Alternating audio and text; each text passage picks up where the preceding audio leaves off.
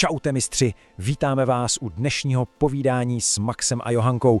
Tak, předsezónní testy máme za sebou a výsledkové listiny jsou venku.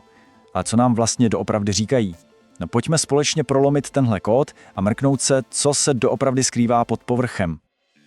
Jasně, když se člověk podívá na ty nejrychlejší časy, mohlo by se zdát, že příběh je jasný a favorit daný. Ale jak to tak bývá, realita je o dost složitější. Tyhle časy jsou vážně jen špičkou ledovce. Ta pravá pravda se skrývá v detailech, v datech z těch dlouhých jízd a hlavně v tom, co nám týmy vlastně vůbec neukázaly. Takže pojďme se na to podívat hezky zblízka. Tak jo, začněme rovnou tím nejzajímavějším, bojem o špičku. Ty výsledné časy, co proběhly všemi médii, ty nám toho totiž moc neřeknou. Neodhalují ani zdaleka celý obrázek. Právě mezi řádky se totiž skrývají takové ty náznaky a indicie, které napovídají, že ten souboj na čele bude, mnohem vyrovnanější, než by se mohlo na první pohled zdát. A tady ho máme.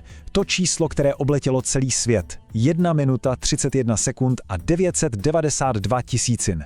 Přesně tohle je čas, kterým Charles Leclerc posadil svoje Ferrari na úplný vrchol testů. A na první pohled to vypadá jako naprosto jasný vzkaz, jo? Ferrari postavilo vítězné auto a do sezóny jde jako hlavní favorit. Prostě ukázka síly. Ale, teď přichází to ale. Pojďme se podívat na kontext, protože ten je naprosto klíčový. Na jedné straně tu máme Ferrari. Všechno nasvědčuje tomu, že jeli opravdu hodně blízko svému maximu. Prostě ukázali karty. Jenže na druhé straně je Mercedes a ze zákulisí se šíří takové ty informace, že to, co jsme viděli, zdaleka nebyl jejich plný potenciál, že mají ještě výkon v záloze a to staví ten nejrychlejší čas Ferrari do úplně jiného světla.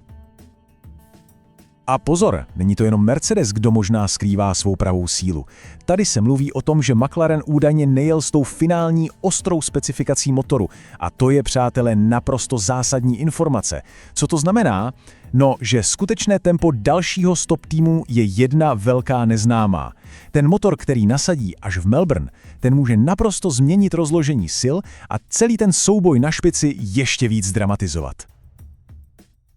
Dobře, pojďme se teď na chvíli odsunout od boje o první místo a podívat se na celkový obraz startovního pole, protože se zdá, že se nám ten rošt dělí na dvě, řekněme, jasně odlišné skupiny. Mezi tou úplnou špičkou a zbytkem světa prostě zeje dost znatelná propast.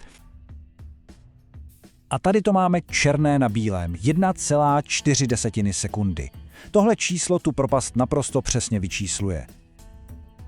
Analýzy dat z těch delších jízd totiž ukazují, že přesně taková je přibližná ztráta nejrychlejšího týmu ze středu pole na tu absolutní špičku. A to si představte na jediném kole. To je obrovský rozdíl, který jasně ukazuje, jak moc je to pole letos rozdělené. Otázka zní, jak je to možné? I navzdory rozpočtovým stropům. Proč ta mezera pořád existuje? No, tenhle přehled to vlastně vysvětluje skvěle. Máme tu infrastrukturu, zkušenosti, technické zázemí. I když jsou teď výdaje omezené, ty špičkové týmy mají v těchto oblastech prostě obrovský historický náskok. A to je přesně ta výhoda, kterou samotné peníze nedokážou jen tak přes noc smazat.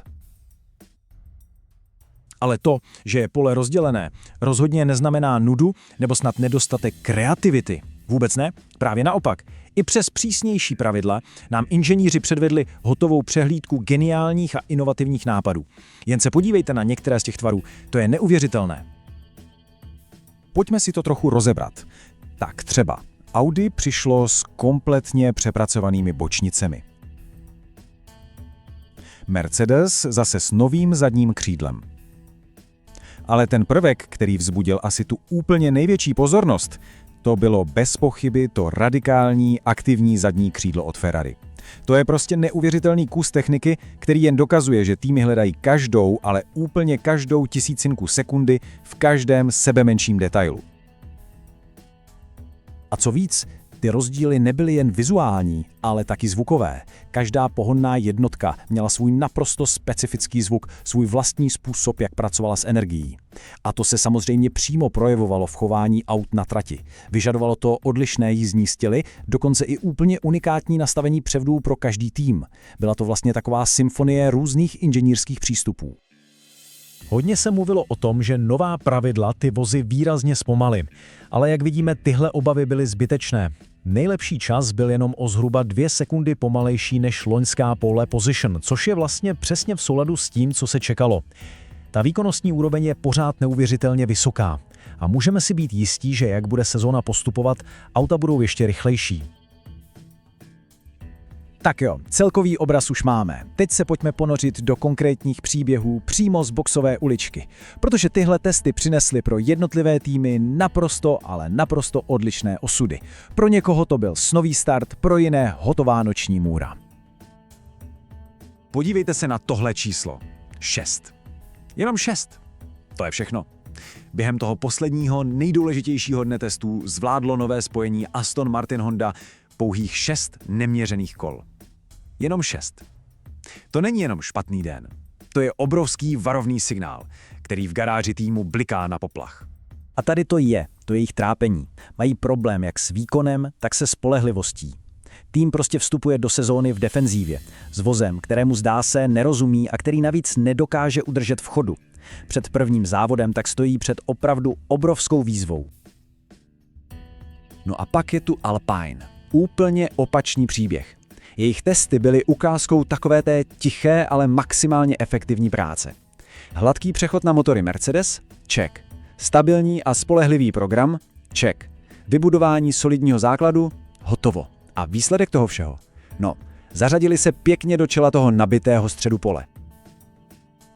Když se mrkneme na pár dalších týmů, tak třeba Audi. Ze začátku měli problémy, ale dokázali se stabilizovat. A co Cadillac? Ti splnili své hlavní cíle, působili hodně solidně a nebyli nijak výrazně pozadu. Pro ně je to rozhodně velmi slušný start. Takže co z toho všeho plyne? Po 3 dnech, stovkách kol a tunách dat by si člověk asi myslel, že máme všechny odpovědi. Ale omyl. Ve skutečnosti nám testování zanechalo víc fascinujících otázek než kdy dřív. Tak, třeba okruhy. Testovalo se v Bahrajnu, to je trať, kde jde hlavně o prudké brzdění a trakci. Jenže teď se jede v Melbourne a to je úplně jiná písnička, mnohem plynulejší okruh. A ta klíčová otázka zní, jak se ty nové pohodlné jednotky poperou s úplně jinými nároky na hospodaření s energií? Upřímně, to teď nikdo s jistotou neví. No a pak je tu start. Klíčová technická změna je, že zmizelo MGUH.